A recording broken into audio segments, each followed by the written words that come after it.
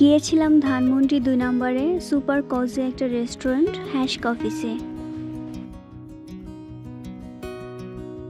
recently এটা open হয়েছে, তাই রেস্টুরেন্টটি খুবই চকচকা এবং পরিপাটি